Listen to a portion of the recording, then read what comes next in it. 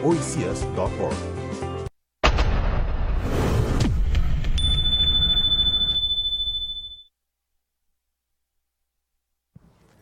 Well, I'm here. I'm joined by the Under-19 World Youth Kite Boarding, Kite Surfing Champion of Antigua and Barbuda. Oh, and I don't know. I'm like a fan right now. I asked for autographs.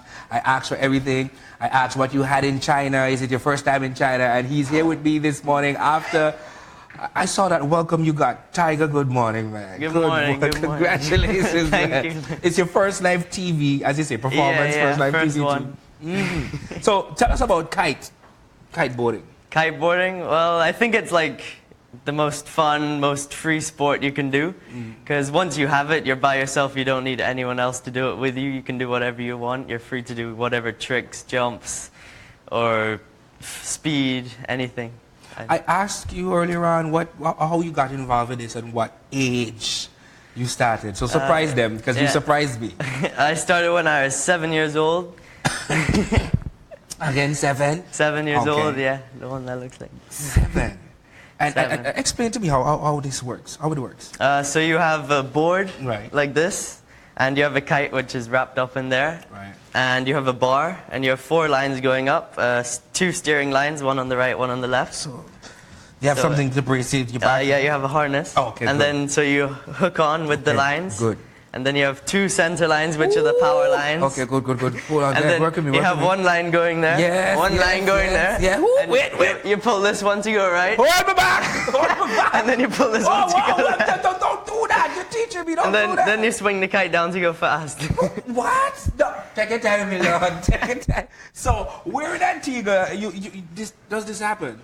Mainly up at Jabberwock or Green Island. So this is up at Jabberwock where you go and this. Yeah. Oh, but why that side of the island though? Is it because of the seas? I like to train there because it's hard conditions. It's really choppy and it's wavy. So when I go to compete in like more calm places, it's a lot easier for me. Oh, okay, cool. So tell us about your experience in China now. Let's go back to Well, China. First of all, the food.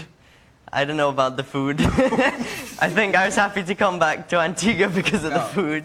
But you weren't familiar with that? No, yeah. it wasn't the best food I've ever had, but Okay.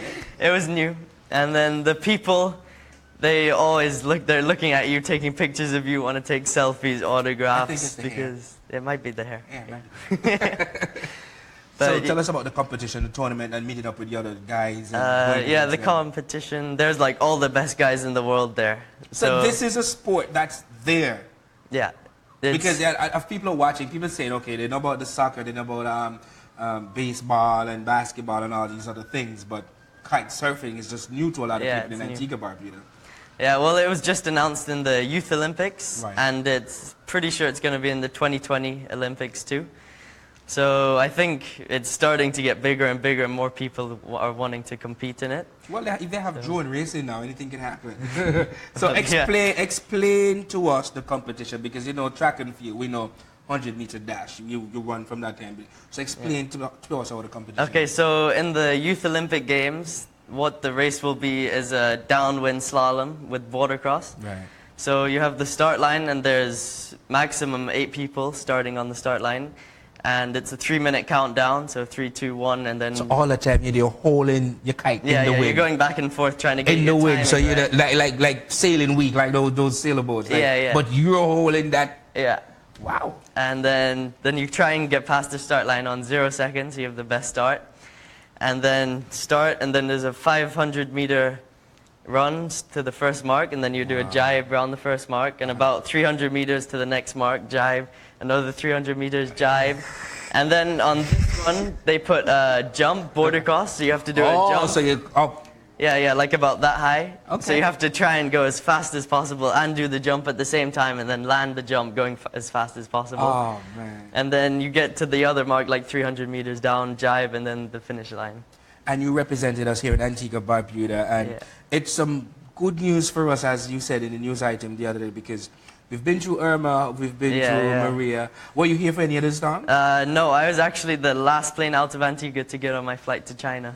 Oh, so how you felt when you saw all the I was like half worried about Antigua because I could have come back and I wouldn't have had any home left.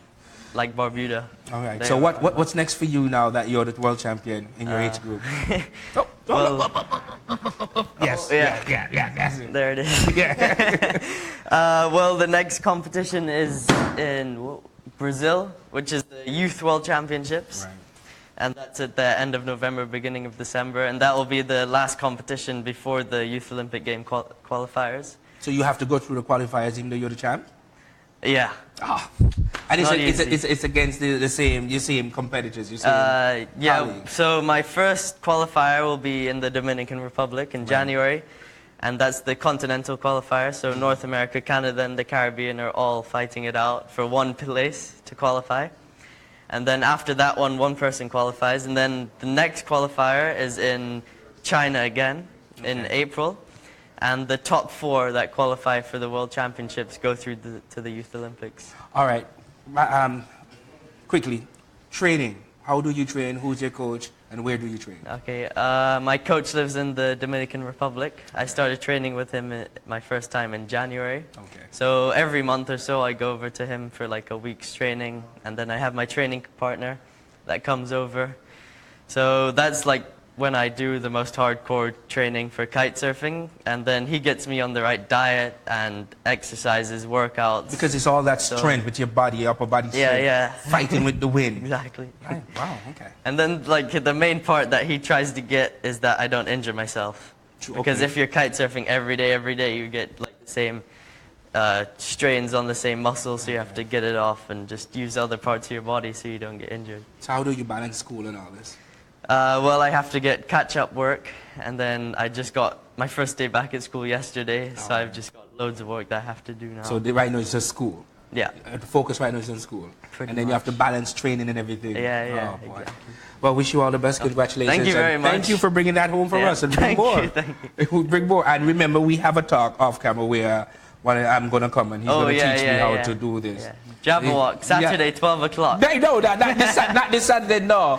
No, I have a pain in my left side. Okay, next Saturday. I will get in contact with you. Be yourself, the man. Okay, do that this week. All right. There you have it, ladies and gentlemen. Tyson, the big bad himself. He's good news for us in Antigua Barbuda, of course. We have coming up next, we have Jamal and Nicola on the other side with someone special with a breaking news, some new items coming right now, right here. Quick emergency, 5 seconds commercial break as we prepare for what's up next here on GMAB. Thank you, Tiger. Thank you.